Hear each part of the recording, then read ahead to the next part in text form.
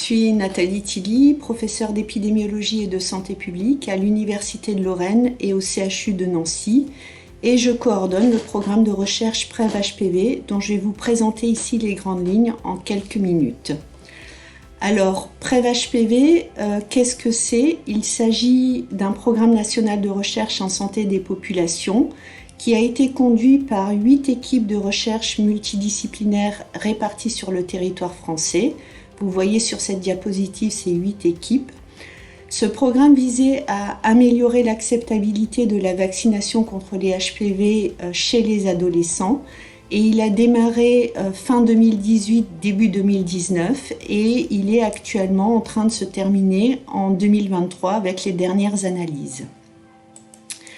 Alors, avant de vous parler du programme en lui-même, quelques mots du contexte au moment où il a été initié.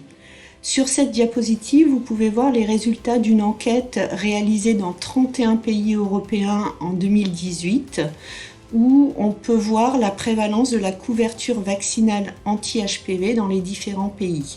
Vous pouvez constater que la France fait partie des derniers pays en matière de couverture vaccinale, avec seulement 21% des jeunes filles de 15 ans vaccinées à cette époque, alors que dans presque la moitié des autres pays européens, cette couverture vaccinale était supérieure à 70%.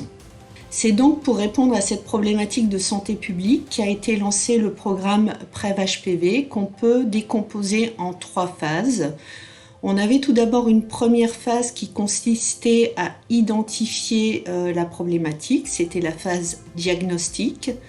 Une deuxième phase qui consistait à co-construire des interventions visant à améliorer la couverture vaccinale. Et une troisième phase qui visait à mettre en œuvre les interventions co-construites et à les évaluer sur le terrain.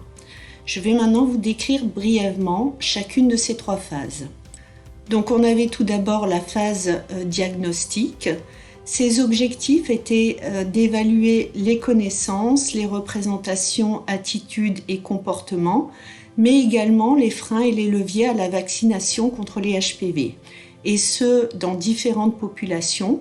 Les adolescents de 11 à 14 ans qui sont la cible de cette vaccination, mais également leurs parents qui sont les décisionnaires pour leurs enfants, les professionnels des collèges en lien étroit quotidien avec ces enfants, les étudiants en santé, de même que les médecins généralistes qui sont les principaux vaccinateurs.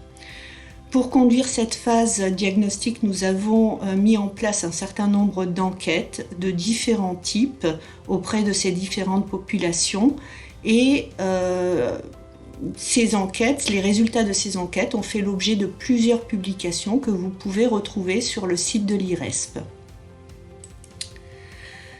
Nous avons ensuite la phase de co-construction, donc à partir des données de la littérature et des résultats de notre phase diagnostique, 3 interventions ont été co-construites avec les différentes parties prenantes, les adolescents, leurs parents, les médecins généralistes et les professionnels de l'éducation nationale. Nous avions tout d'abord construit une première intervention qui s'appelait « Éducation, motivation, mobilisation », qui visait à éduquer, motiver, comme son nom l'indique, les adolescents en collège et leurs parents.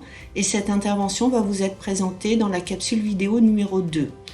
Nous avons ensuite une intervention qui visait à former les médecins généralistes à la vaccination HPV et aux bases de l'entretien motivationnel, avec également la mise à disposition d'un outil d'aide à la décision vaccinale co-construit dans le cadre de ce projet. Cette intervention va vous être présentée dans la capsule vidéo numéro 3. Et pour finir, une dernière intervention nommée facilitation d'accès qui visait à proposer de vacciner les adolescents directement, gratuitement sur le site de leur collège en collaborant avec des unités mobiles de centres de vaccination. Cette intervention va vous être présentée dans la capsule vidéo numéro 4.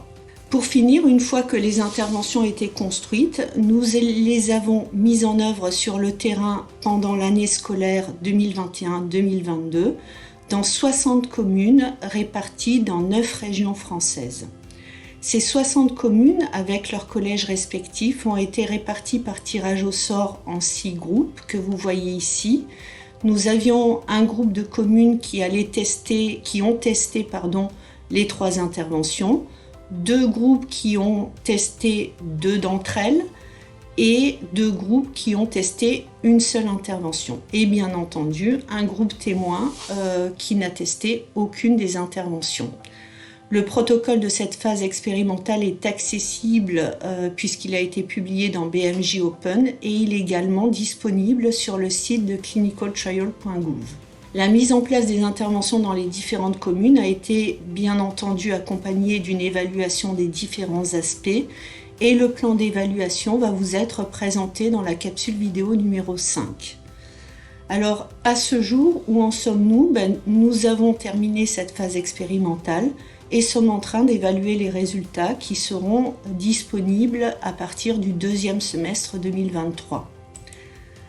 Si maintenant vous souhaitez en savoir plus sur le programme PrEV-HPV, je vous invite à vous rendre sur le site de l'IRESP dont vous voyez l'adresse sur cette diapositive.